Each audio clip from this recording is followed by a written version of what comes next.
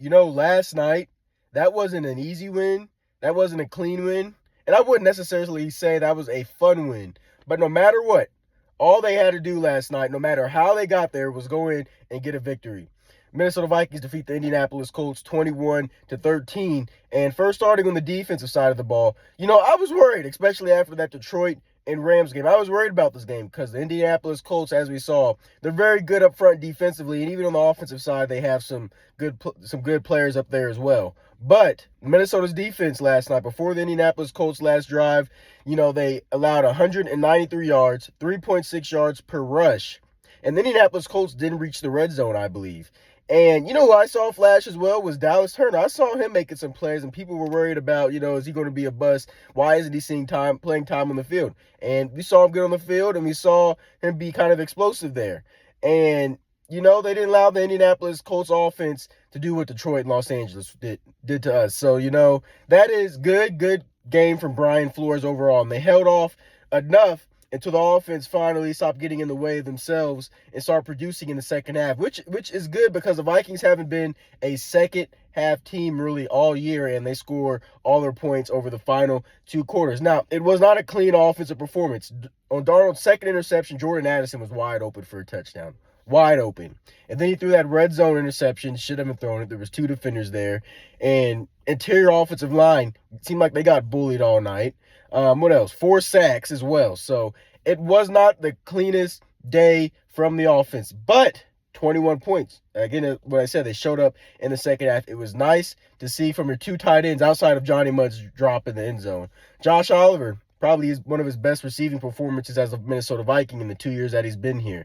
It was nice to see TJ Hawkinson back and making some catches, and hopefully he's going to start getting into a groove as we go into the back half of the season. It was nice seeing him back out there. The 1-2 punch we now have at running back. Now, this might not be a long-term solution, but of course we have Aaron Jones there, and then Cam Akers coming in, 2 torn Achilles, and he's back on his team, and he comes in there and he looks explosive running the football. And then Darnold, for all the mistakes he had, he put the game away with that pass to Josh Oliver at the end. There was times where he did make some good throws. And, of course, the best wide receiver in football, Justin Jefferson, a quiet 137 yards. But he, again, showed why he is the best, probably not best offensive player that's not a quarterback in the NFL. And he got that onside kick to officially ice the game away. So, overall, like I said, that was one where you just needed to go in and find a way to get a victory. It didn't matter how you did it, just somehow get there and get to 6-2 because Vikings starting 5-0, 2016 vibes. You feel like it's all unraveling, especially after that Detroit and LA performance. And now the schedule gets a bit easier. It does get a bit easier.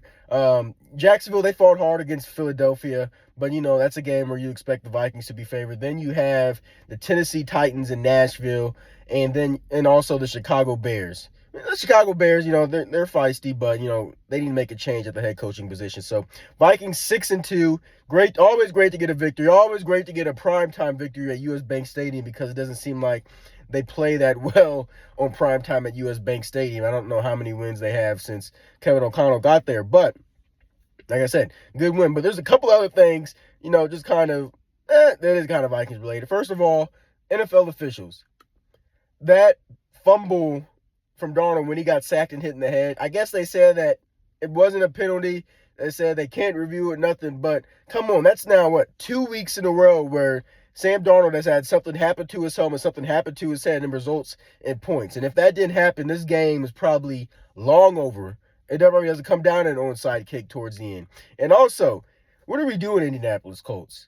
We bench Anthony. Now, I know Anthony Richardson should not have taken himself out the game, but you bench him. I thought Joe Flacco was going to be capable when he got on the field, but really, you didn't even consider putting him in. The Colts offense did nothing. I think it was statistically, I forgot which analytic it was, one of their worst offensive performances of the year, and that does nothing for Anthony Richardson's development by benching him. I think he didn't play that much in college. He really didn't at Florida. So the best way for him to get better, keep him on the field.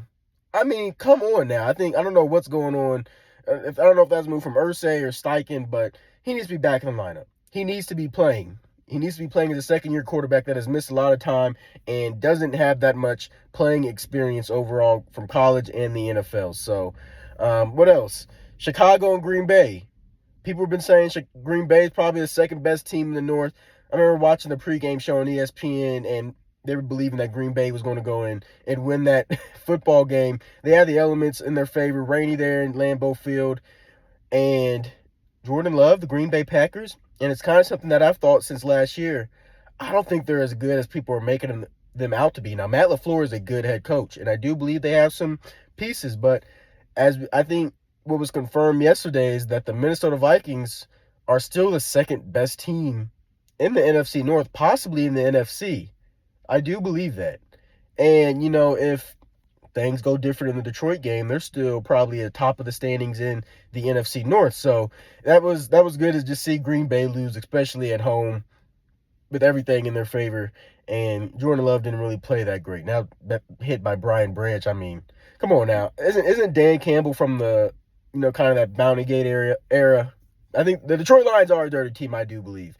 But unrelated. Also, the Chicago Bears lose. I mean, I think after that Hail Mary against Chicago, I think they're cooked.